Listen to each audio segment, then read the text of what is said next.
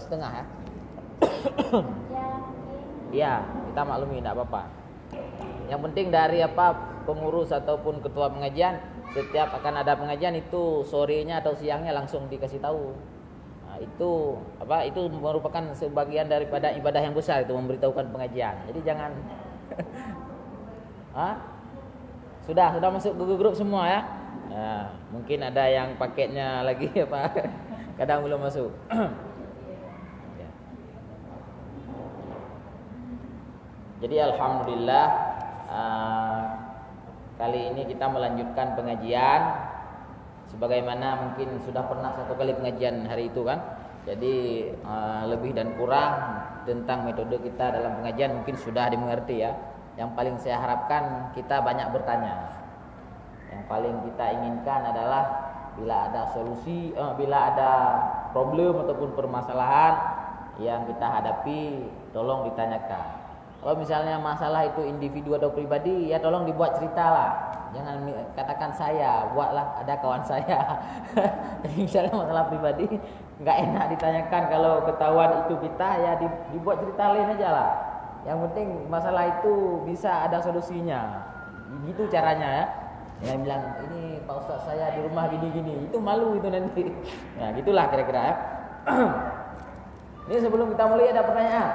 Kadang-kadang memang kan ibu-ibu ini kan sudah menunggu, sudah menanti-menanti. Kadang sudah memang mempersiapkan pertanyaan. Kalau memang ada yang sudah dipersiapkan silakan bertanya.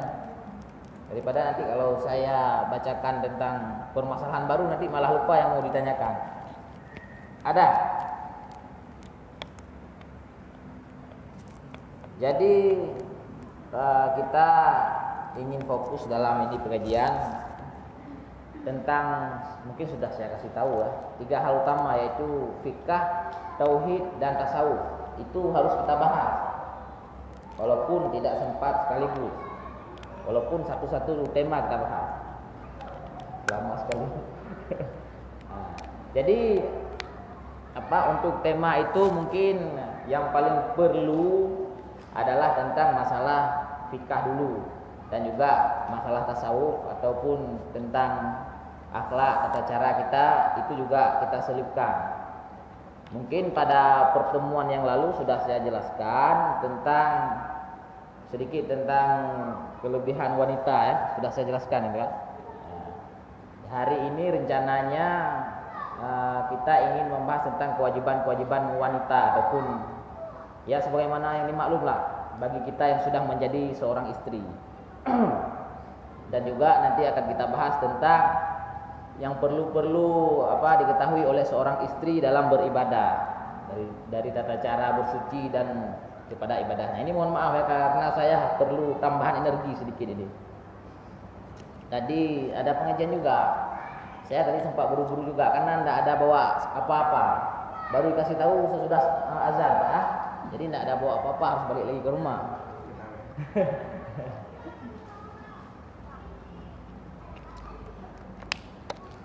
Jadi sedikit saja kilas baliknya, sebagaimana kita ketahui bahwa wanita ini adalah, mohon maaf saya sebutkan, ini kalau kita katakan makhluk paling spesial. Kalau kita katakan orang paling spesial ini wanita. Kalau kita katakan apa lagi? Ciptaan Allah Taala, inilah wanita ini ciptaan paling spesial daripada Allah Subhanahu Wa Taala. Bahkan dikatakan ini perhiasan dunia, itulah wanita yang soleha. Jadi kita pada dasarnya kita ini kaum ibu-ibu adalah orang yang lebih ya. Jangan pernah berpikir saya ini adalah orang yang inilah kekurangan itulah, itu salah pikir itu. Enggak benar pemikirannya seperti itu ya. Nah, jadi banyak hal yang banyak cerita, banyak ayat, banyak hadis, banyak perkataan para ulama yang mengatakan kelebihan para wanita, kebahagiaan para wanita, keutamaan para wanita itu banyak. Sebagaimana yang sudah saya jelaskan minggu yang lalu bahwa kita wanita ini mudah saja cara untuk bahagia dan cara untuk masuk surga.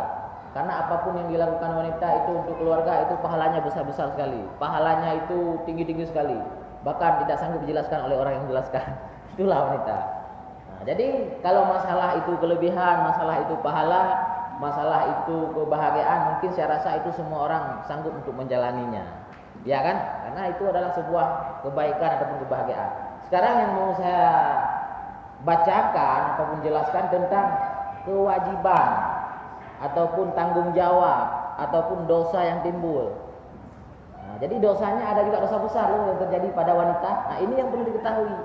Kalau mungkin masalah kebahagiaan ataupun kelebihan, keutamaan sudah banyak juga diketahui. Namun itu adalah bukan suatu permasalahan. Kalau kita berada di jalan kebaikan, jalan kebahagiaan, itu adalah sebuah kesenangan, kebahagiaan, rahmat. Yang perlu untuk kita hadapi kalau terjadi kesalahan, terjadi dosa besar, nah, itu yang perlu kita ketahui. Nah, jadi seandainya nanti dalam perjalanan hidup terjadi sesuatu hal, kita harus tahu ini sudah masuk ke jalan apa, ini sudah masuk ke arah apa. Nah, ada pertanyaan?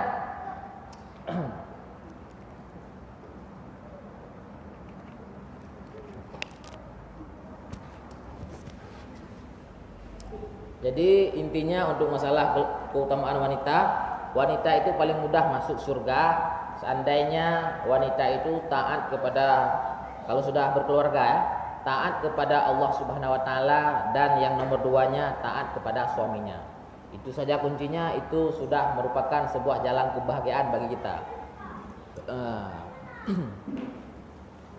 Ini ada kitab khusus tentang membahas masalah keluarga yang bernama, ini terjemahannya Uqudul Lujain. Ya, kalau apa kita artikan adalah akad yang sangat penting. Itu istilah bahasanya. Uqud itu akad-akad. Lujain itu sesuatu yang sangat penting. Nah, jadi perjanjian yang sangat penting tentang keluarga itu dijelaskan dalam terjemahan kitab ini. Langsung saja ya. Bismillahirrahmanirrahim. Qala al-musannifu rahimahullahu taala alaihi wa nafa'ana bi ulumihi amin ya rabbal alamin. Sekali lagi saya himbau, jadi mohon untuk banyak bertanya bila ada sesuatu yang tidak dimengerti atau ingin ditanyakan. Alhamdulillahirabbil alamin wassalatu wassalamu ala sayyidina Muhammadin khatamin nabiyyina wal mursalin wa ala alihi washabbihi ajmain. Ini saya bacakan sedikit mukadimah ataupun pengantar daripada kitab ini. Adapun sesudah daripada memuji Allah Subhanahu wa taala, maka inilah sesuatu kitab yang sangat penting yang ditakuti atas tiap-tiap perempuan yang bersuami. Ya, inilah sudah masuk kan? Nah, inilah sesuatu yang sangat penting yang ditakuti atas tiap-tiap perempuan yang bersuami, yaitu mengerjakan pekerjaan yang jadi durhaka akan suaminya, mengerjakan pekerjaan ataupun dosa ataupun kegiatan yang membuat seorang istri itu berdosa besar kepada Allah Subhanahu wa taala melalui suaminya. Dosa melalui suaminya, bertanggung jawab sama Allah Subhanahu wa taala. Maka wajiblah atas segala perempuan yang tersebut itu belajar. Jadi kita wanita yang sudah berkeluarga wajib untuk belajar dan mengetahui akan hukumnya, itu tentang perinciannya, supaya setiap wanita, setiap keluarga itu terpelihara segala amalnya yang kebaikan. Ini diperhatikan, kita perlu mengetahui hal-hal dalam keluarga, dalam bersuami, hal-hal yang di situ bisa kita menimbulkan dosa besar atau durhaka. Kenapa perlu itu sekali? Yang pertama itu menyebabkan dosa besar, artinya kesalahan besar. Yang kedua itu menjadikan hal yang membuat amalan kita tidak diterima. Jadi pada seorang wanita itu ada beberapa dosa yang dengan dosa dan kesalahan itu membuat amalan yang kita kerjakan tidak diterima. Ini masalah besar. Kita banyak beribadah, sholat tidak pernah tinggal, banyak bersedekah, banyak membantu orang, tetapi tidak dianggap itu amalan kita oleh Allah Subhanahu wa taala karena melakukan beberapa kesalahan. Itu bagi wanita. Bagi laki-laki banyak juga. Cuman sekarang bukan pembahasan untuk laki-laki ya. Nah, jadi wanita ada hal-hal khusus, yaitu berkaitan dengan suami. Ada pertanyaan? Sehat semuanya kan? Kalau nggak sehat nggak kesini ya. Kalau saya kondisi masih kurang sehat sebenarnya. Ya, tapi kalau namanya pengajian insya Allah bisa, walaupun kurang-kurang sehat bisa dilaksanakan. Jadi perlu diketahui ada hal-hal perkara-perkara dosa yang membuat wanita yang pertama berdosa besar, yang kedua amalannya tidak diterima, kebaikannya.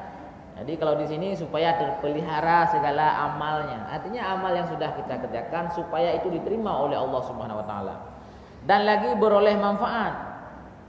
akan dia pada hari akhirat, dan supaya amalan yang sudah kita kerjakan itu ada manfaatnya, ada pahalanya di hari akhirat. Karena kalau kita melaksanakan amalan namun ada dosa yang tadi yang dimaksud, dosa besar melalui suami dan sebagainya, membuat amalan ini tidak ada manfaatnya. Di dunia ini tidak ada manfaatnya, apalagi di akhirat. Nah, ini kan bahaya ini.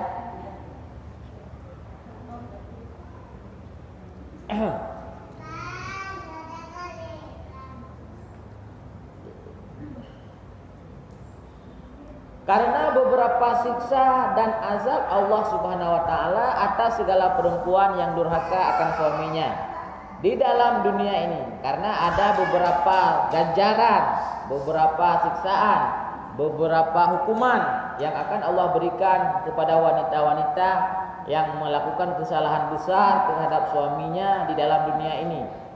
Itu ganjaran bisa jadi langsung dia dapatkan di dunia ini dan juga secara pasti akan didapatkan di akhirat nanti. Jadi kalau masalah itu ganjaran, kalau masalah itu siksaan ataupun efek akibat daripada dosa, ada yang sifatnya segera. Sifatnya segera maksudnya di dunia ini itu langsung kita merasakan efek buruk daripada kesalahan yang kita lakukan.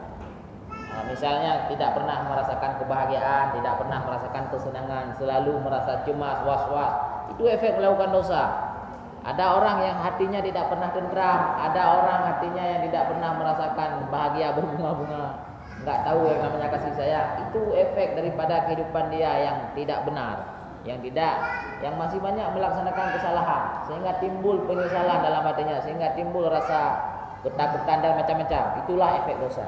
Jadi kalau masih merasa ini kehidupan kita kurang bahagia, hati kita kurang tenang, hati kita kurang ceria, itu harus cari tahu kenapa ini. Saya ini kenapa? Hati saya kenapa seperti ini? Perasaan saya kenapa? Itu ada sesuatu. Oke? Ada. Cari sendiri, jangan kasih tahu dulu sama orang lain. Bahaya itu.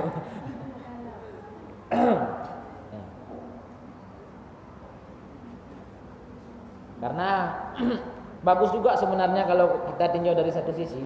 Seandainya di dunia ini kita sudah mengetahui bahwa yang kita lakukan ini salah, dengan dikasih tanda oleh Allah Subhanahu wa taala melalui perasaan kita. Ini salah sehingga hati kita tidak nyaman. Ini tidak benar sehingga perasaan kita kacau. Itu bagus kalau orang memikir. Ini kenapa ini saya? Jadi langsung dikasih tahu, dikasih tanda oleh Allah Subhanahu wa taala. Sehingga kita mau merubah, mau berbalik. Nah, itu bagus. Jadi jangan malah terjerumus ke yang lebih besar.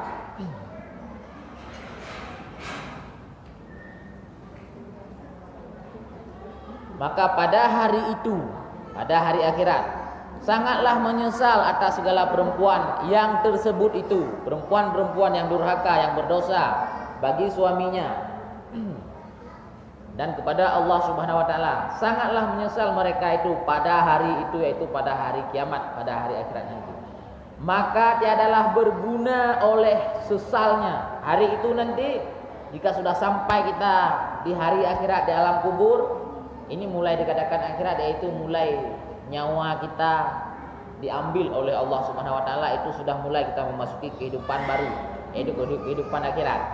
Mulai di situ tidak ada lagi, ini bisa dengar ya, walaupun saya nggak seperti ini ya, dengar ya.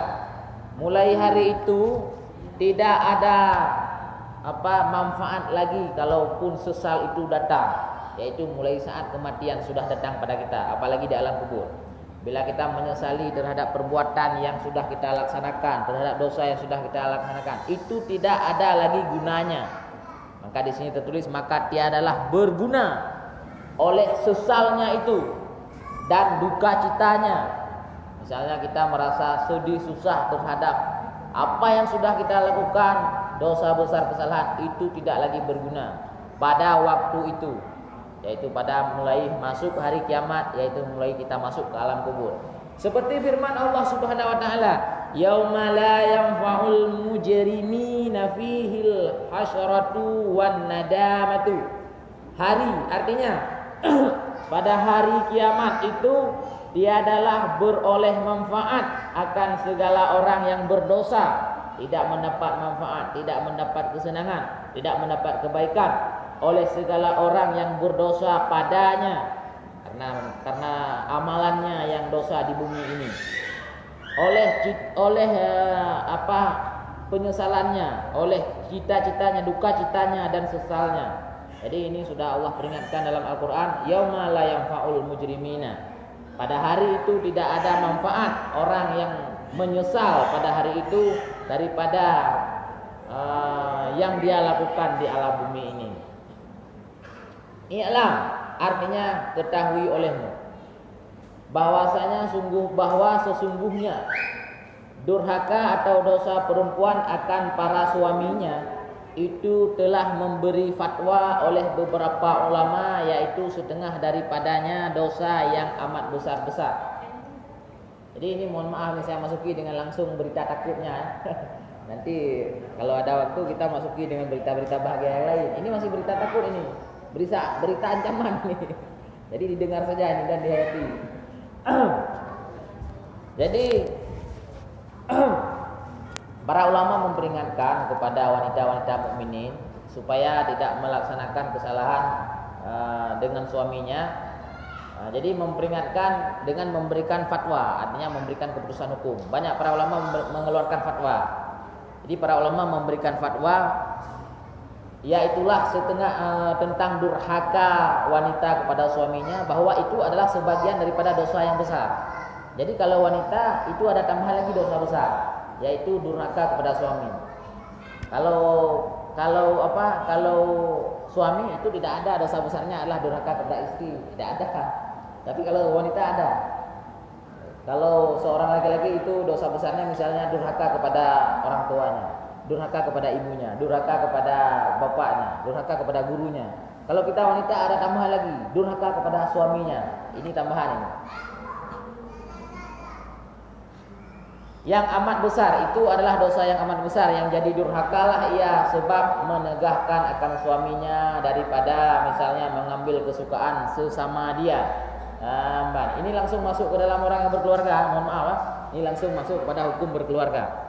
Jadi termasuk daripada dosa besar bagi wanita yang itu menyebabkan dia durhaka bila wanita itu menolak ajakan suaminya, itu intinya.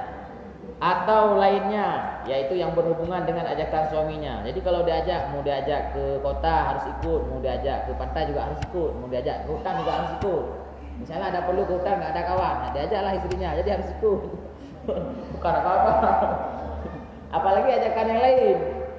Kalau ajakan untuk pergi-pergi aja harus ikut, apalagi ajakan untuk tidur-tidur aja itu juga harus ikut.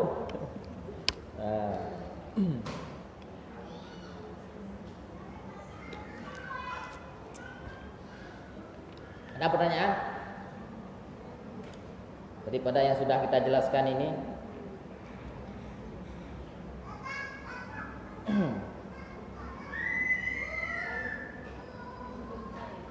Belum cair. Belum tahu apa yang mau ditanyakan.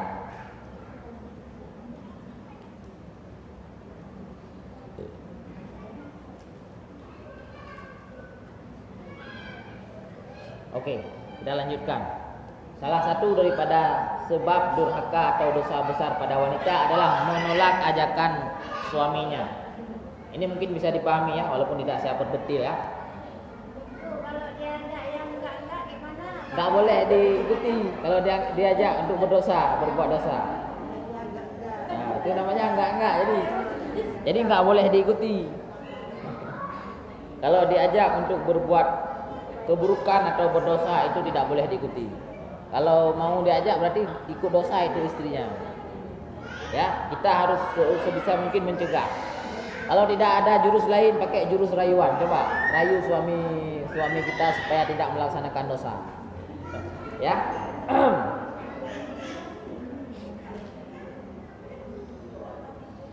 Jadi suami itu boleh istilahnya mendapatkan kebahagiaan daripada istrinya, dan istrinya tidak boleh untuk menolaknya. Misalnya daripada menyentuhnya, dan menyentuh pada barang mana yang diinginkan oleh suami pada tempat badannya.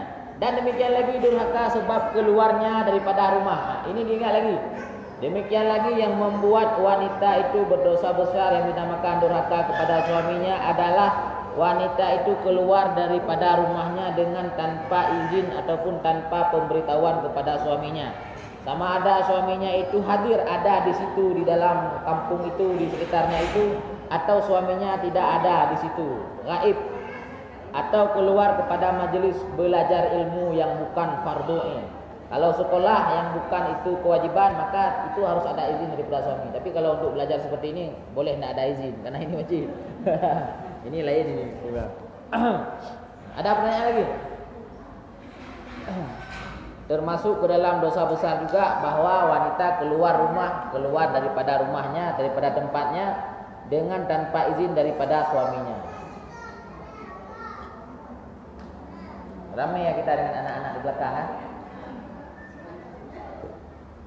Maka tiada durhaka, tiada berdosa seorang wanita keluar untuk belajar hukum haid misalnya, artinya yang penting bagi wanita, dan hukum nifas, dan sekalian ilmu yang fardu ain, yaitu ilmu tauhid, ilmu fikih, ilmu tasawuf. Tetapi wajiblah atasnya keluar, bahkan itu wajib kepada wanita keluar untuk belajar ia akan segala fardu ain itu, dan haramlah atas suaminya melarang istrinya daripada keluar karena ia hendak menuntut fardu ain. Ya, Mbak. Jadi kalau masalah menuntut ilmu, saya rasa ini tidak ada sebuah kewajiban kita harus meminta izin. Tetapi sepatutnya bagusnya ya kita kasih tahu juga sama suami kita bahwa hari ini ibu ada pengajian ya. Kalau dicari nanti nggak ada di rumah berarti ada di tempat pengajian.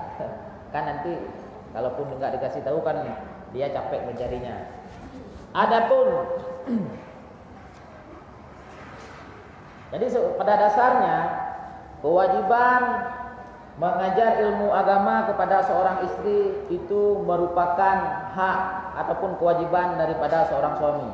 Wajib kepada seorang suami itu mengajarkan istrinya itu tentang hal yang perlu diketahui, yang penting untuk diketahui oleh seorang istrinya. Maka bila si suami itu tidak mampu mengajarkannya, tidak punya ilmu, maka wajiblah si suami itu bahkan menyuruh istrinya untuk menuntut ilmu. Jadi kalau ada suami-suami lupa menyuruh istrinya untuk pergi pengajian, itu berdosa suami itu.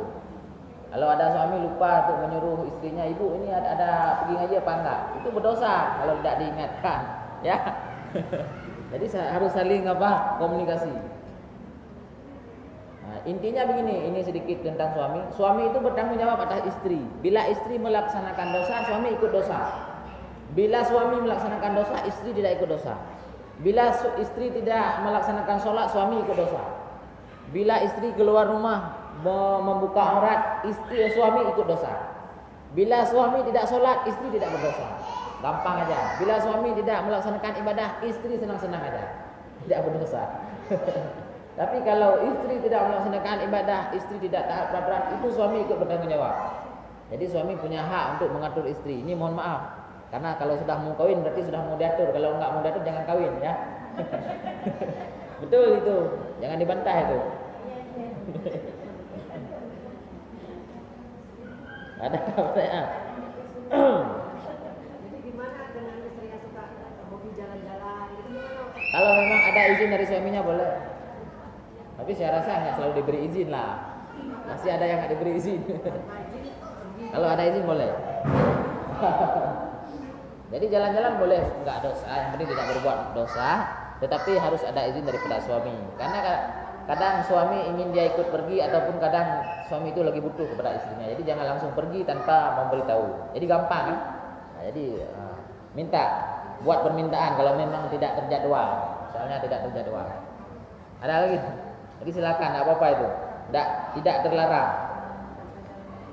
Tapi ya jangan juga jauh-jauh kali perginya. Nanti kalau misalnya disuruh pulang lama kali, sampainya 1 hari baru sampai. Itu membuat suami tidak tahan itu.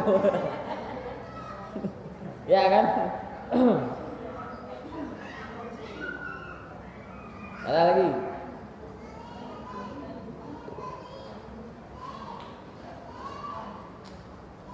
Kalau tidak ada saya lanjutkan.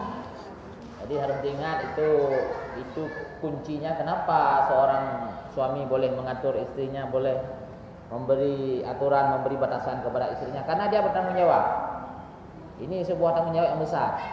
Suami akan masuk neraka, akan mendapatkan ganjaran yang tidak baik jika dia tidak berhasil menjaga istrinya, jika dia tidak berhasil memimpin istrinya. Maka ini adalah tanggung jawab yang besar sebenarnya, bukan gampang.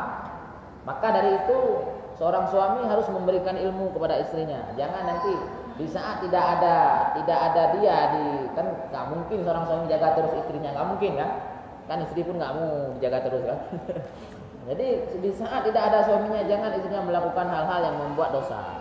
Itu juga harus diperingatkan. Misalnya kalau saya tidak ada di rumah, jangan keluar rumah itu nggak pakai jilbab ya. Itu harus diperingatkan. Pertama dikasih tahu bahwa itu haram, itu dosa. Yang kedua, kalau suaminya mau pergi kerja, harus diingatkan hal-hal yang perlu diingatkan. Kalau misalnya suami itu lupa mengingatkan, dia itu bisa jadi sebab dosanya.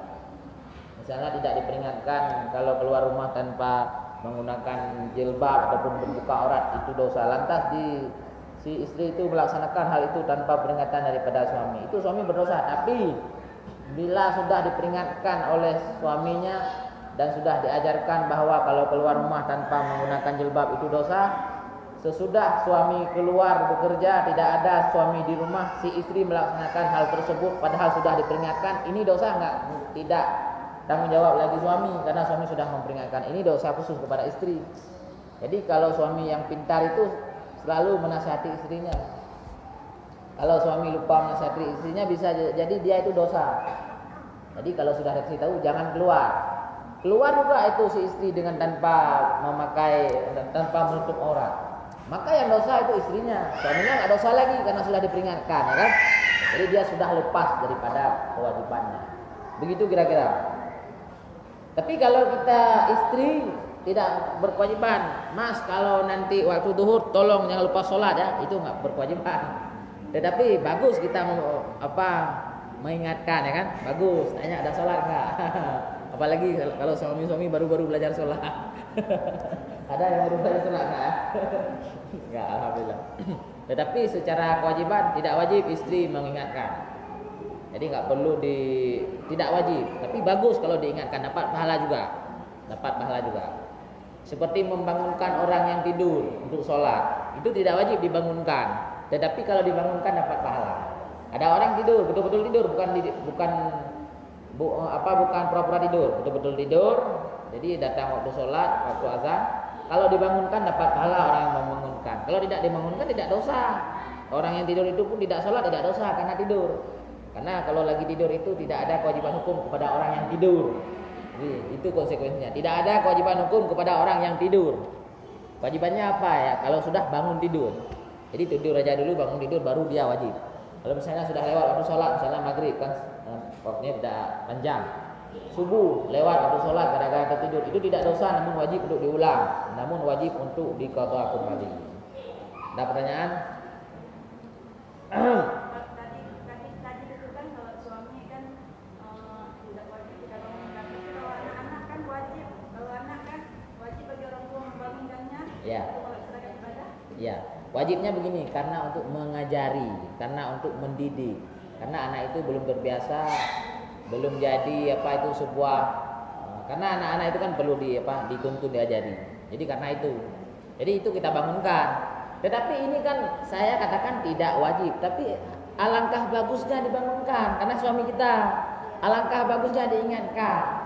Jadi kalau misalnya ada tamu di rumah tertidur, itu bagus nggak dibangunkan aja karena capek dia istirahat. Itu maksud saya. Bukan gara-gara saya kasih tahu ini kalau ada suami tidur nggak pernah dibangunkan lagi. Bukan itu maksud saya. Jadi justru malah kalau dibangunkan banyak pahala. Kalau dibangunkan banyak kebaikan. Cuman status hukumnya nggak wajib seandainya lupa membangunkan. Beda dengan suami. Suami harus betul-betul menjaga istrinya. Status hukumnya wajib dijaga. Kalau lupa dijaga dosa apa? Jadi ini kopi ya, harus kita minum. Ya supaya nggak dingin, nanti nggak enak lagi. Ada pertanyaan lagi?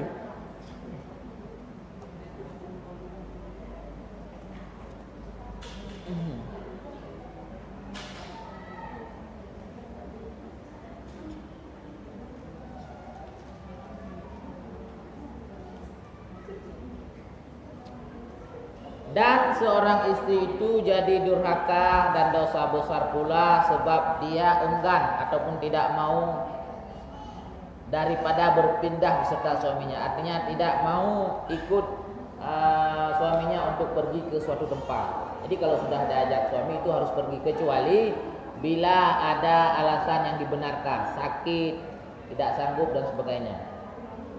Bahkan kalau alasan orang tua sakit itu tidak dibenarkan. Saya nggak bisa pergi mas, ini orang tua sakit, itu tidak dibenarkan itu kalau kepentingan suami.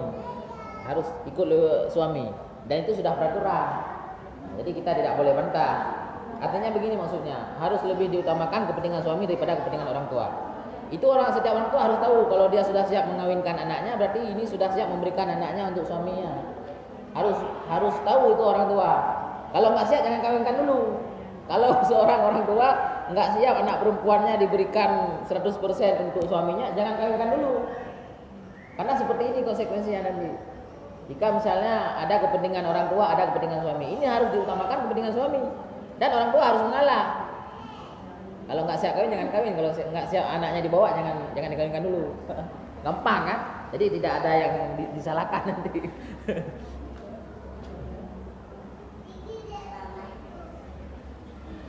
Jadi harus diutamakan kepentingan suami daripada kepentingan orang tua. Dan itu tidak berdosa. Dan akan berdosa dua-dua, akan durhaka kalau seorang tua melarang anak perempuannya. Ini bahaya. Jadi tidak berdosa si seorang istri mengutamakan suaminya, mengabaikan mama dan bapaknya. Tidak berdosa, malah dia dapat pahala. Jangan salah. Seorang istri yang mengabaikan orang tuanya, memilih suaminya, ini dapat pahala, bukan dapat dosa. Malah kalau si ini mama dan bapaknya itu melarang, dia dapat dosa. Dan seandainya si mama bapak ini rela bahwa anaknya lebih mementingkan suaminya, ini mama bapak ini dapat pahala, dia banyak dapat pahala. Sampai ada cerita seorang yang meninggal dunia, yang dia dari sakit tidak bisa dikunjungi oleh anaknya gara-gara taat kepada perintah, ini singkat saja, taat kepada perintah suaminya, jangan pergi kemanapun selama saya belum pulang. Dia taat. Mamanya sakit, istilahnya diteleponnya, pulanglah anak. Saya nggak bisa pulang bu, kata abang nggak boleh pulang. Dia nggak boleh pulang sampai meninggal mama itu, sampai diberikan berita oleh Rasulullah, gara-gara engkau taat kepada suamimu, gara-gara engkau melaksanakan perintah suamimu, tidak pulang ke rumah mamamu yang lagi sakit, mamamu itu mati selamat iman masuk surga. Nah, ini dia. Jadi nggak salah, malah dapat pahala. Ya, kalau sudah dikawinkan anak berarti sudah diizinkan dan sudah direlakan. Anak itu kalau nanti ada panggilan daripada suaminya, dia mengabaikan panggilan orang tuanya, tidak masalah itu. Bukan durhaka namanya, malah itu anak pintar. Ada lagi pertanyaan?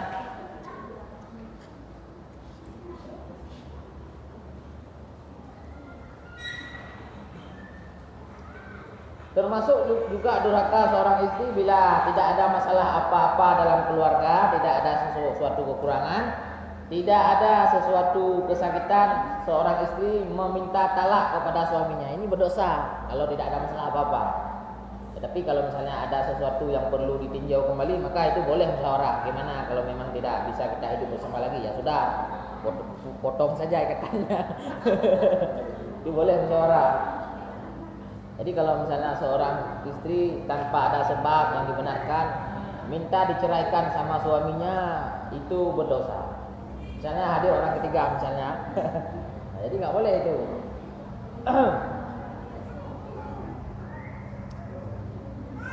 Ya ini lagi. Dan durhaka pula seorang wanita, seorang istri dengan sebab masam mukanya. Ini istilah saja, masam muka artinya muka cemberut di depan suami.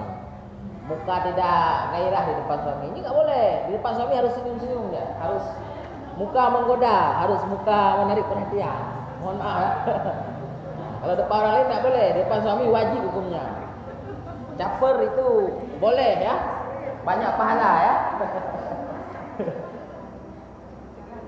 Jadi kalau marah-marah itu harus segera dihilangkan rasa marah itu. Kalau marah tidak sebenarnya teman, kalau memang ada perlu dimarahin boleh.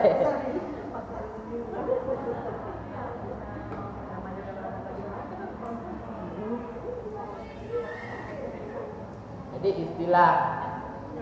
istilahnya masam mukanya.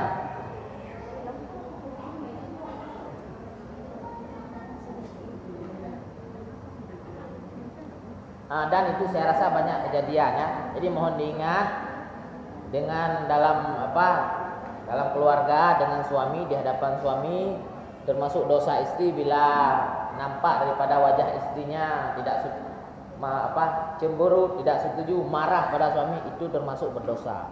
Jadi jangan sampai suami kita merasa tidak enak, merasa tidak selera gara-gara lihat muka kita. Ini mohon maaf.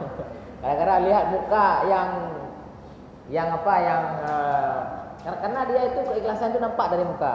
Jadi walaupun seorang itu cantik, kalau mukanya itu lagi tidak ikhlas, lagi masam, istilahnya masam ya, itu akan hilang itu semuanya.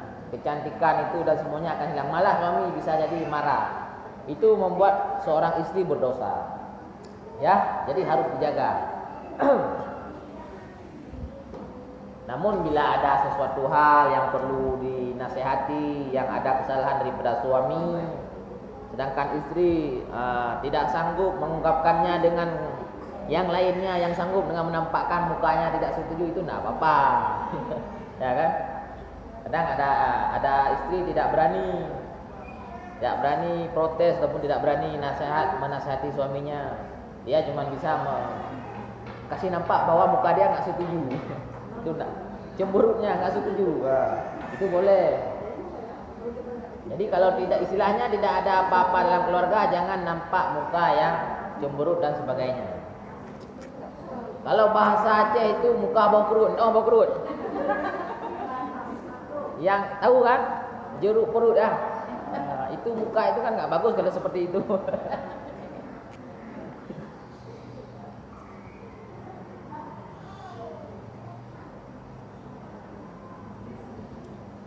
Dan lagi beberapa sedikit senyuman itu kalau sama suami itu besar sekali pahalanya. Karena kan kalau cemburu itu besar dosanya kan. Jadi senyuman itu, muka manis kepada suami itu banyak pahalanya. Maka saya kasih tahu, istri itu kalau mau dapat pahala dengan senyum-senyum aja udah banyak pahala. Kan enak. Dengan senang-senang aja depan suami, happy-happy, udah banyak pahala.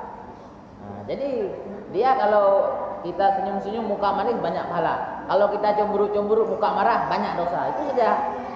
Ya. Jadi pilih mana? Otomatis kan pilih nampakkan bahagia, nampakkan senang.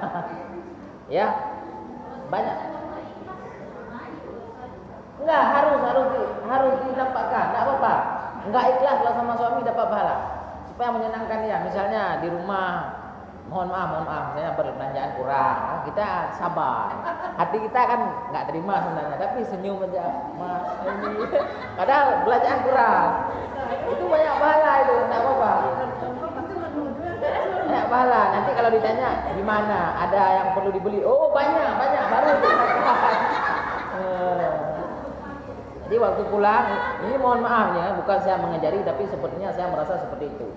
Karena kenapa? Kalau mau dikatakan pengalaman, ibu-ibu lebih pengalaman. Saya mungkin baru berkeluarga 3 tahun, kalau ibu-ibu sudah 10 tahun ya. Pokoknya sudah lah. Itu dijaga kalau suami pulang, itu jangan kasih nampak muka-muka yang aneh. Bahaya. Kalau suami pulang jangan kasih tahu masalah dulu. Mungkin ibu-ibu sudah tahu, namun ini saya ingatkan kembali, mohon maaf ya. Kalau suami baru pulang, capek enggak capek, jangan kasih tahu masalah-masalah dulu. Nantilah. Kecuali masalah bahaya anak lagi sekarang, itu harus terus itu karena perlu dibawa terus. Jadi masalah-masalah enggak ada ini, enggak ada itu jangan kasih tahu dulu. Sabar dulu, waktu sudah dingin, waktu sudah senang-senang baru kasih tahu, ya. Mungkin itu punya trik masing-masing. Dan kita selaku seorang istri harus punya trik khusus untuk menangani suami kita. Harus punya, masing-masing istri harus punya itu. Harus punya trik cara menyampaikan apa aja, harus punya trik khusus itu. Dan itu lain-lain caranya. Karena juga wanita ini lain-lain, suaminya juga lain-lain. Jadi lain-lain sifat orangnya, lain-lain sifat cara kita melayaninya istilahnya, ataupun cara kita menghadapinya istilahnya. Jadi lain-lain itu. Jadi sesuaikan saja. Kadang-kadang jangan tanya sama orang lain, karena suami kita berbeda dengan suami kamu. Jangan tanya sama sini. Ini beda nanti. Kalau kamu samakan caramu dengan cara ini, nanti hasilnya jadi meledak. Jadi lihatlah, pandai-pandai melihat keadaan suami ya. Mohon maaf bukan saya ngajarin, tapi sepertinya itu penting. Ada pertanyaan?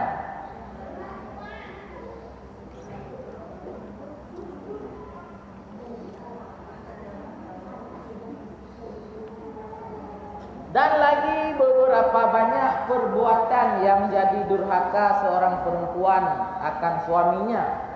Itu tersebut di dalam kitab fikih. Maka manakala berbuat oleh perempuan akan suatu daripada segala yang tersebut itu, jika wanita melaksanakan sesuatu yang dosa-dosa yang sudah kita kasih tahu itu, dan jikalau dengan satu lahzah sekalipun, walaupun sebentar. Jadi seandainya wanita itu berbuat dosa kepada suaminya, walaupun sebentar sekalipun, niscaya tiadalah wajib atas suaminya memberi nafkah pada hari itu. Ya, ini harus diingat. Harus ingat ini, wanita harus ingat. Jangan nanti minta jatah. Ini ingat, kalau sudah fokus semua pikiran, sudah menghilangkan semua masalah. Dengar ini. Jadi dasarnya kewajiban kepada seorang suami untuk memberikan nafkah kepada istrinya itu kewajiban. Artinya bila tidak diberikan bahkan akan jadi hutang. Bila tidak dicukupkan bahkan akan jadi hutang dan berdosa-dosa besar. Jadi seorang suami tidak memberikan nafkah kepada istrinya itu dosa besar. Sehingga jika tidak 3 hari tidak diberikan, ini si istri boleh minta cerai. Boleh minta cerai, boleh minta dipasang. Jadi harus diingat. Tadi kan sudah banyak kita sebutkan yang membuat dosa seorang wanita, yang membuat dosa seorang istri kepada suaminya. Jadi jika seandainya hal-hal tadi yang statusnya dosa seorang istri kepada suami, jika dilaksanakan oleh istri kepada suaminya pada suatu hari, sebentar saja, nggak perlu lama, maka 1 hari penuh itu suami tidak wajib memberikan nafkah kepada istri. 1 hari penuh, maka berarti kita istri nggak boleh lagi minta jatah, karena sudah berdosa tadi. Nah, jadi sebentar saja seorang istri melaksanakan dosa yang istilahnya durhaka, maka suami tidak wajib memberi nafkah pada hari itu untuk istrinya. Pada hari itu, tapi untuk besok kita lihat lagi. Ada lagi buat kesalahan. Saya ulangi ya. Maka manakala berbuat oleh perempuan akan sesuatu daripada segala yang tersebut itu dosa-dosa besar itu, dan jikalau dengan satu lahzah sekalipun, artinya sebentar saja, niscaya dia adalah wajib atas suaminya memberi nafkahnya istri itu pada hari itu. Kahabo. Dan tiada pula wajib memberi pakaian pada musim itu. Nah, ini bahaya lagi, nak wajib dibelikan baju. Makanya bahaya. Ya, harus merayu sama suami. Jadi jika seorang wanita durhaka kepada istrinya, walaupun sebentar, baju untuk musim itu tidak wajib dibelikan. Karena ini sebenarnya kalau dalam hukum agama itu, untuk seorang wanita itu mengikuti adat. Kita di Indonesia ada kita misalnya beli baju misalnya paling banyak kan 4 kali setahun, paling banyak lah. Yang wajib, yang sunatnya ya terserah mau beli setiap minggu enggak apa-apa kan. Jadi yang wajibnya setiap tahun itu 4 kali, misalnya lebaran haji sekali, lebaran ini sekali. Nanti sebelum puasa misalnya sekali, di pertengahannya sekali. Itu aja. Jadi misalnya kita bagikan 4 musim itu dalam setahun 4 musim. Jadi jika seorang istri itu melaksanakan dosa besar kepada suaminya, durhaka kepada suaminya, maka dalam 1 musim itu, dalam 3 bulan itu ataupun dalam 4 bulan itu, suami tidak wajib memberikan pakaian untuk dia. Ini jangan protes nanti. Saya kenapa tidak diberikan baju bulan ini? Kan kemarin itu udah salah. Nah, jadi hukumnya seperti ini. Maksudnya karena bila baju tidak dibelikan dalam musim itu, suami boleh nuntut. Dan dikira sebagai ngutang. Suami itu ngutang sama istrinya. Nah, ini untuk kejelasan hukum jika seandainya perkara ini dipidanakan. Nah, tapi kalau kita di rumah kan tidak sampai seperti ini. Cuman ini untuk kejelasan hukumnya bagaimana? Ya kan? Tetapi di rumah mana ada seperti ini? Di rumah kan kalau misalnya sudah terjadi dosa seperti tadi, paling nanti malam sudah minta maaf kan? Sudah oke lagi. Dan memang harus seperti itu. Jadi dasar kewajiban seandainya seorang suami bersikeras tidak mau membelikan pakaian untuk dalam musim itu untuk istrinya, Itu ditinjau apakah dalam musim itu ada kesalahan istri. Berarti bila ada maka suami itu tidak berdosa, tidak membelikan pakaian untuk istrinya. Jadi kan daripada yang saya jelaskan ini nampak sekali bahwa kita istri itu sebenarnya senang sekali hidup ini seorang istri. Kenapa? Baju dibelikan, makanan dibelikan, kehidupan ditanggung kan? Enak sekali jadi istri. Ya.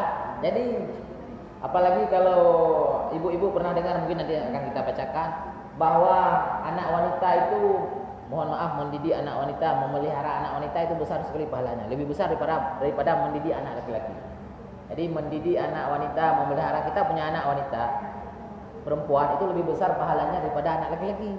Tetapi manfaat lebih besar anak laki-laki kalau sudah jadi besar nanti dia anak itu. Ya kan? Karena kalau anak perempuan begitu diambil suaminya ya sudah hilang. Tapi pahala banyak dapat. Cuman ya seperti itulah manfaat mendidik anak perempuan, menjaga anak wanita itu lebih besar pahalanya. Jadi wanita ini dari kecilnya sudah dijaga, sebelum dia dikawinkan dijaga sama ayahnya, sama keluarganya, sesudah dia dikawinkan dijaga sama suaminya. Kehidupannya ditanggung, kalau ada perlu-perlu wajib ditanggung sama suaminya. Kalau misalnya seorang wanita perlu untuk pergi ke sebuah tempat, maka suaminya bertanggung jawab, wajib mengantarkan dia. Kan enak sekali. Tetapi permasalahan sekarang, hampir semua suami tidak lagi tahu itu kewajibannya. Istri pun sekarang juga tidak kebanyakan sudah masalah ini dijaga sama suami ataupun diantar sama mahram, sudah seperti bukan lagi sebuah kewajiban bagi kita, sehingga kita mengabaikannya. Ini perlu kerja keras kita untuk mensadarkan kembali. Sebenarnya kalau ini hukum Islam dijalankan, itu keluarga sangat harmonis, keluarga sangat terjaga. Dan yang senangnya yang paling senang perempuan. Tandanya hukum Islam ini dijalankan, yang paling senangnya wanita. Itu harus dicamkan. Wanita yang paling senang. Seandainya kita melaksanakan syariat Islam secara menyeluruh. Kenapa wanita jadi bagaikan seorang ratu? Semuanya ditanggung, semuanya dilayani. Ya, yang capek kita. Tetapi sekarang ini sama-sama seolah tidak dipedulikan lagi ya. Ada pertanyaan? Jam berapa waktu kita? Jangan sampai lewat pula nih. Oh, masih ada sekitar 10 menit lagi ya. Pertanyaan mungkin di luar tag-nya. Di luar tag boleh, enggak apa-apa.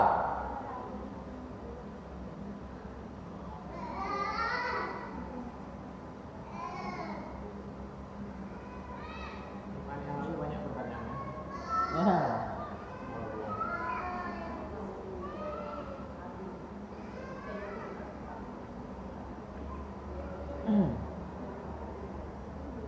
Kebiasaan kalau awal bulan istri banyak senyum. Ada ini yang menanggapi. Oh iya, awal bulan banyak senyum, banyak uang ya. Walaupun nggak ada uang, senyum juga, senyum ibadah, banyak sekali pahala, banyak sekali itu mendapatkan kebaikan.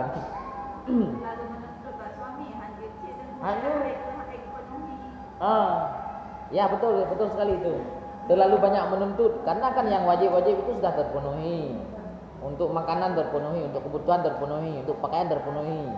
Kalau kita lebihkan lagi daripada misalnya 4 bulan sekali itu dilihat dari kemampuan suami. Kalau memang suami tidak mampu, jangan kita terlalu menuntut. Nanti kalau banyak menuntut itu banyak istilahnya banyak sakit hatinya. Karena yang kita tuntut kadang-kadang tidak bisa dipenuhi. Sakit hati, tuntut lagi, tak dipenuhi lagi, sakit hati lagi. Jadi banyak orang yang banyak sekali menuntut itu banyak tidak bahagia. Banyak itu artinya serasa sengsara, tidak diperhatikan. Jadi konsepnya jangan terlalu banyak menuntut, kecuali suami kita mampu ataupun suami kita ya punya kelebihan lah. Tetapi kalau untuk menuntut hal yang pokok, itu bukan menuntut namanya, itu meminta hak. Hal yang pokok adalah kebutuhan sehari-hari dan kebutuhan untuk pakaian yang ya kita katakanlah per 2 bulan itu. Ya. Jadi kan kalau istri banyak sekali permintaan itu kan nampak itu kan. Artinya istri itu juga akan merasa tidak bahagia karena banyak daripada tuntutannya yang tidak bisa dipenuhi. Dan tidak salah suami kalau tidak sanggup memenuhi tuntutan yang bukan-bukan. tapi kalau yang kewajiban itu wajib dipenuhi dan salah suami kalau tidak memenuhinya. Jadi saya rasa ibu-ibu di sini penyabar semuanya, tidak banyak kali tuntutan. Ya kan? Karena bahaya kalau banyak permintaan pasti banyak kecewanya, ya kan? Bahkan kalau kita punya konsep kesabaran, kita punya konsep menerima apa adanya, itu paling membahagiakan. Nanti itu harus belajar, ibu-ibu nanti harus belajar di bab-bab selanjutnya. Nanti kita bacakan tentang masalah kesabaran dan menerima apa adanya. Indah sekali hidup ini kalau kita punya sifat menerima apa adanya. Indah sekali. Itu menerima apa adanya itu sebuah sifat ataupun sebuah konsep hidup. Yang untuk sampai kepada itu kita harus berusaha dan punya ilmu. Kalau orang tak punya ilmu, kalau orang tak berusaha, itu tidak akan jadi dia sebagai seorang yang menerima apa adanya. Kalau istilah dalam ilmu tasawuf namanya qanaah. Pernah dengar? Pernah dengar? Qanaah itu menerima apa adanya. Itu bagus sekali itu. Saya rasa sebagian daripada kita mungkin sudah mengamalkannya, namun kita belum mengetahui berapa besar pahalanya. Itu banyak sekali pahala kita dalam hidup ini, banyak menerima apa adanya. Ada pertanyaan? Jadi hana karu dah yo. Man saya karu. Gimana? Gini Ustaz, kita kan sebagai istri wajib Ya. patuh pada suami. Ya. Sedangkan suami itu patuh terhadap orang tua. Ya, orang tua dan Tuhannya. Seandainya seorang suami itu memiliki kebutuhan keluarganya, terus juga orang tuanya memiliki kebutuhan juga. Jadi manakah yang harus diutamakan kebutuhan itu? Keluarganya ataukah orang tuanya? Keluarganya, orang tua nggak langsung lagi menjadi tanggung jawab suami, kecuali orang tua miskin ataupun tidak mampu sakit-sakitan. Kalau orang tua punya penghasilan sendiri, sudah mampu sendirilah, itu suami yang perlu diperhatikan keluarganya. Ini jangan salah ini. Jadi para ibu-ibu tenang aja, nggak akan diambil suaminya sama mama-mamanya. Karena suami itu harus patuh kan kepada orang tuanya. Nggak semuanya lagi, hanya sebagian kecil saja. Tenang aja. Ya harus diutamakan keluarganya, karena dia yang memimpin keluarganya. Kalau gitu juga kita sama orang tua, seorang laki-laki suami itu sama orang tua nggak wajib menyuruh orang tuanya untuk salat. Bapak kita nggak salat, kita nggak dosa. Tapi kalau kita nggak sholat, bapak tahu kita nggak sholat, itu bapak kita dosa. Sama ini hukumnya. Jadi istilahnya kalau mama nggak sholat, itu anaknya nggak dosa. Bukan ini bukan saya bilang itu bagus. Saya mau kasih tahu hukumnya bagaimana. Ya jangan salah berpikir nanti. Ya bagusnya kalau kita lihat mama kita lupa sholat, ya diingatkan, itu paling bagus. Tetapi jika kita salah mengingatkannya, seolah-olah dalam mengingatkannya itu kita sampai kasar, sampai mengatakan kata-kata yang tidak baik, kan marah mama kita. Itu dosa kita. Jadi kita harus punya adab mengajari orang tua, walaupun itu kita ajarkan supaya dia jangan tinggal sholat. Jadi bisa berdosa juga kita. Jadi harus punya sopan santun lah, mengajarkan orang tua untuk melaksanakan sholat. Nah, jadi bukan tanggung jawab seorang suami terhadap bapak mamanya, tapi tanggung jawab seorang suami kepada keluarganya, istrinya dan anak-anaknya. Nah, jadi tenang aja itu. Ada lagi? Ya. Jadi kita dengan pertanyaan itu. Ya, sambung. Itu mana kita dulu misalnya kita juga ada utang, kita ada utang gitu kan.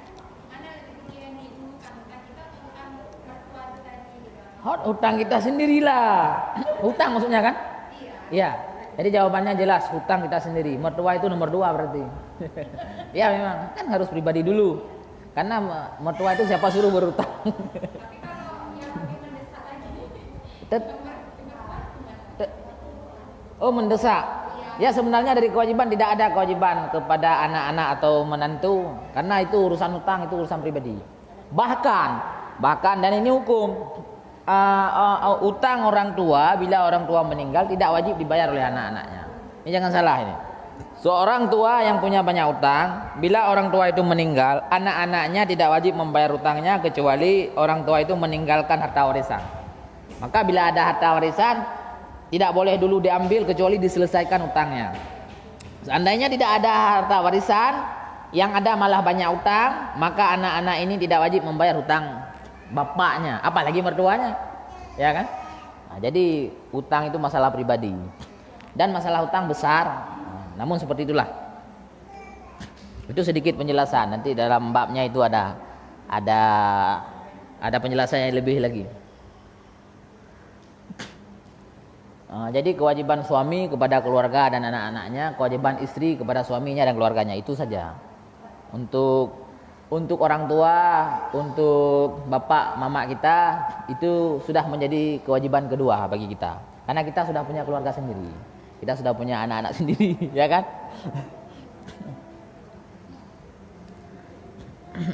Ini yang disampaikan ini hukumnya, Bu. Ya, hukumnya anak. Kita bisa berbuat lebih itu. Kalau bisa tinggal bersama lah. Kalau menurut saya bagus sekali tinggal bersama itu. Mama bapak bisa kita jagain, mertua bisa kita jaga selalu, anak-anak juga. Dan kita juga kalau misalnya seorang suami bekerja, di rumah ada mamanya, ada bapaknya, anak-anak terjamin, terjaga. Itu paling bagus tinggal bersama. Tapi saya lihat sekarang di semuanya orang itu pengennya sudah berkeluarga langsung bisa. Menurut saya itu salah. Saya nggak suka seperti itu. Jadi kalau sudah kawin langsung bisa. Entah kenapa saya nggak tahu itu. Padahal kan enak tinggal bersama. Menurut saya tapi ya. Makanya kita dengan mertua ataupun suami juga dengan mertuanya itu jangan banyak sekali ketidakcocokan. Dicocok-cocokkan sajalah. Kalau ada masalah dihilang-hilangkan sajalah. Jangan diperbesar, jangan dinampakkan ya. Karena kalau mau kita cari masalah selalu ada masalah. Mana pas sekali karena ini bukan kita secara kebetulan bertemu, bukan sengaja kan. Mau kawin itu kan bukan sengaja. Bukan mengincar dari lahirnya, ini anak ini harus aku kawinin. Ya, jadi pasti ada ketidakcocokan. Ya, oke.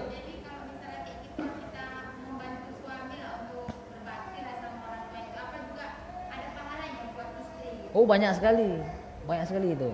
Yang namanya membantu orang, jangankan mertua, jangankan keluarga, membantu binatang saja banyak sekali pahala. Tapi banyak membantu manusia ya. banyak pahala itu. Jadi kalau bisa semuanya itu jangan ada masalah. Dengan mertua jangan ada masalah, dengan adik-adik keluarga, ipar-ipar itu jangan ada masalah. Itu kalau bisa. Cuman tanggung jawab yang harus diperhatikan, ya harus diutamakan kepada keluarga. Itu yang harus diutamakan. Baru sesudah itu lihat keluarga yang di samping kita.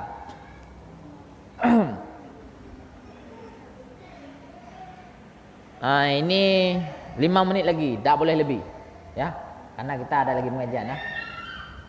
5 menit lagi, silakan bertanya. Saya rasa ini kitab sudah cukup ya. Nanti kita sambung lagi. Untuk ke depan gimana programnya ya? Kalau bisa misalnya nggak ada kerjaan khusus, nggak ada kegiatan khusus, dibuat setiap minggu aja. Kan nggak ada kewajiban ini, nggak ada kerja khusus setiap sore seperti ini kan. Maksudnya nggak masuk kantor setiap sore kan. Nggak kan. Ya kalau masuk kantor nggak bisa kita buat pengajian sore.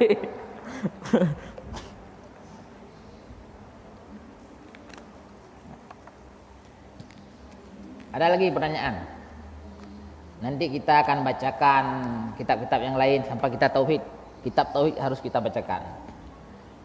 Karena mengingat itu tadi permasalahan sekarang ini para suami itu tidak sanggup mengajarkan. Ini mohon maaf bukan saya tetapi memang kenyataan sendiri bahwa hampir kebanyakan daripada kita fardhu ini itu belum selesai. Artinya belum memahami. Jadi kalau belum memahami masih kewajiban kita untuk menuntut ilmu.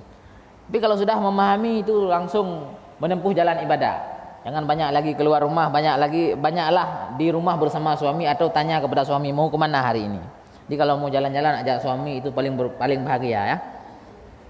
Namun ya yang namanya sudah berkeluarga tentu ada masalah sedikit ini di situ dan di sana itu pasti ada masalah. Jadi kita harus tahu cara menyikapinya.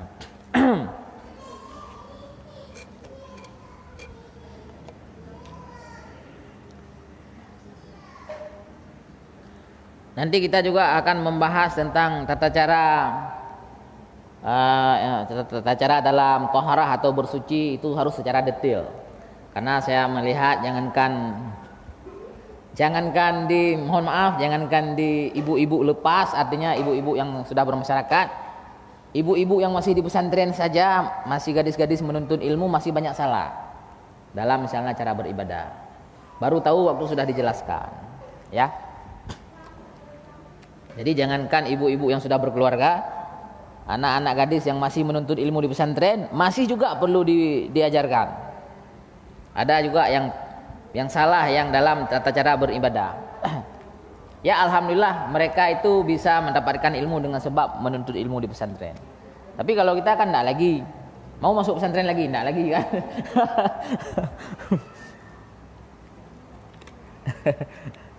Jadi kalau pesantren itu ngajinya itu luar biasa, sehari paling kurang 3 kali. Paling kurang. Kalau kita alhamdulillah kalau sudah ada seminggu sekali itu alhamdulillah sekali. Ya. Karena banyak waktu diminta oleh anak-anak kita. Buat alasan sibuk mengurus keluarga. Jadi harus diingat alasan sibuk mengurus keluarga itu tidak dibenarkan nanti sama malaikat sama Allah Ta'ala. Kalau ada hal yang kita tidak mengetahui alasan sibuk mengurus keluarga itu tidak dibenarkan. Kenapa? Karena sebelum berkeluarga kan sudah banyak waktu. Jadi waktu dulu itu kemana? Jadi seperti itulah. Nah, lo pertanyaan. Nyohana kabere. Jam 6:15 kita langsung menutup. Iya. Kalau pengobatan alternatif yang melalui perantara hewan itu sendiri Hewan. Melalui perantara hewan. Asal tidak melanggar dengan syariat boleh. Mau dicontohkan boleh, nggak dicontohkan juga boleh. Gimana? Yang ini Bu ya, biasanya dipindahkan ke penyakitnya dipindahkan ke hewan gitu Bu ya. Ada di Jawa ada. Boleh seandainya yang mengobati itu tidak mengatakan aku yang mengobati, aku yang bisa menyembuhkan. Alhamdulillah ini sudah bisa kusembuhkan. Dan orang yang sakit itu tidak mengiktikad, meyakini dalam hatinya ini hebat sekali ini bapak bisa menyembuhkan, sudah capek aku berdoa sama Allah tak pernah sembuh, ini bisa menyembuhkan. Itu murtad hukumnya. Jadi kita jaga aja keyakinan, jaga saja selama itu orang tidak mengatakan bahwa yang menyembuhkan dirinya. Artinya yang perlu kita perhatikan bahwa yang menyembuhkan itu Allah Ta'ala.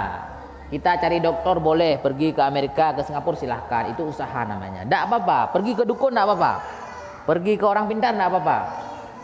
Ini mohon maaf karena di Aceh ini yang namanya dukun itu semua orang yang baca-baca macam mantra itu dukun itu namanya. Dukun itu ada 2, ada yang benar ada yang salah. Kalau yang menganggap disembuhkan sama dirinya bukan karena Allah Ta'ala, itu yang bahaya. Itu saja, itu yang tidak boleh didatangi. Jadi kalau dukun ataupun orang pintar yang dia selalu mengatakan kita ini berusaha yang menyembuhkan Allah, silakan berobat, tidak apa-apa. Walaupun Anda tidak mengetahui apa yang dibacakan. Yang penting jangan dikasih nampak ada sesuatu yang ganjil ya. Misalnya syarat macam-macam. Jadi tidak apa-apa Bu, silakan ya. Ada ya dipindahkan penyakit ke binatang ya. Gitu maksudnya. Oh istilahnya penyakit dari ini sudah saya pindahkan, itu tidak apa-apa. Karena memang ada yang memang diganggu sama jin-jin itu, diganggu sama setan-setan itu. Ada jin Islam yang baik-baik itu membantu orang yang mengobati. Datang orang yang sakit kepada seseorang itu mengobati dengan istilahnya sahabat, tahu kan? Sahabat, dia punya sahabat. Misalnya jin Islam, jin yang bagus. Jadi jin sahabat itu mengusir roh-roh jahat ataupun jin-jin yang tidak bagus pada seseorang. Nanti dipindahkan ke tempat lain, itu terserah dia mau pindahkan ke mana. Kebetulan dipindahkan ke binatang ya, kebetulan. Jadi tidak apa-apa. Mungkin caranya dia. Yang jangan meyakini, mengiktikarkan hebat benar ini orang. Capek aku berdoa sama Allah tidak sembuh. Ini dia bisa menyembuhkan. Itu murtad itu. Ya. Jadi kita tetap seperti biasa dan memang Allah menyuruh kita untuk berusaha. Jadi Allah memang geyu berusaha. Ya usaha aju, punya mendak sakit ja aju. Pak yang dengar orang mubat ja aju. Ada dengar di mana orang bisa berobat, pergi aja terus. Kalau sudah nampak enggak benar jangan pergi lagi. Wallahu a'lam bishawab. Sabar tu pertanyaan, nyo kalung tu Hanali. Hanali kaji tak apa je. Bertutup dengan doa. Alhamdulillah boleh juga. Jadi kalau misalnya ada baca doa lagi ya demikian, sampai jumpa lagi kepada yang online, kita mau baca doa.